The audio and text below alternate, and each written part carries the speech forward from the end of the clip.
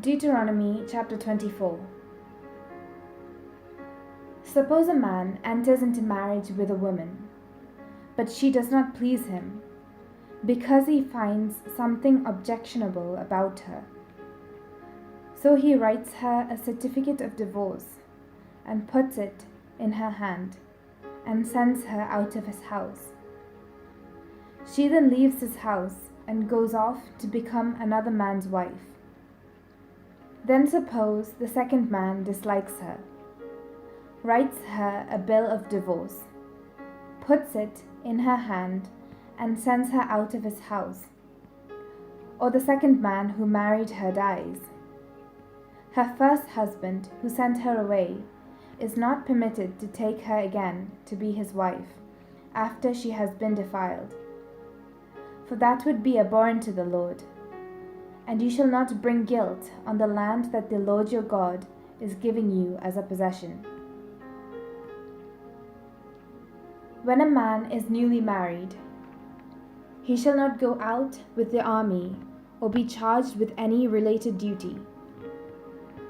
He shall be free at home 1 year to be happy with the wife whom he has married. No one shall take a mill or an upper millstone in pledge, for that would be taking a life in pledge. If someone is caught kidnapping another Israelite, enslaving or selling the Israelite, then the kidnapper shall die. So you shall purge the evil from your midst. Guard against an outbreak of leprous skin disease by being very careful. You shall carefully observe whatever the Levitical priests instruct you, just as I have commanded them. Remember what the Lord your God did to Miriam on your journey out of Egypt. When you make your neighbor a loan of any kind, you shall not go into the house to take the pledge. You shall wait outside, while the person to whom you are making the loan brings the pledge to you. If the person is poor, you shall not sleep in the garment given you as a pledge. You shall give the pledge back by sunset, so that your neighbor may sleep in the cloak and bless you. And it will be to your credit before the Lord your God.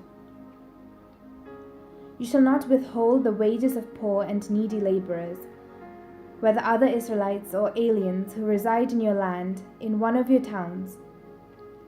You shall pay them their wages daily before sunset, because they are poor and their livelihood depends on them. Otherwise, they might cry to the Lord against you, and you would incur guilt. Parents shall not be put to death for their children, nor shall children be put to death for their parents. Only for their own crimes may persons be put to death. You shall not deprive a resident alien or an orphan of justice. You shall not take a widow's garment in pledge. Remember that you were a slave in Egypt, and the Lord your God redeemed you from there.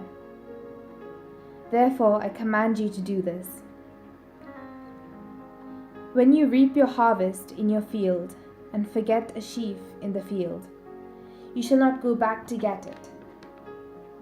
It shall be left for the alien, the orphan, and the widow, so that the Lord your God may bless you in all your undertakings.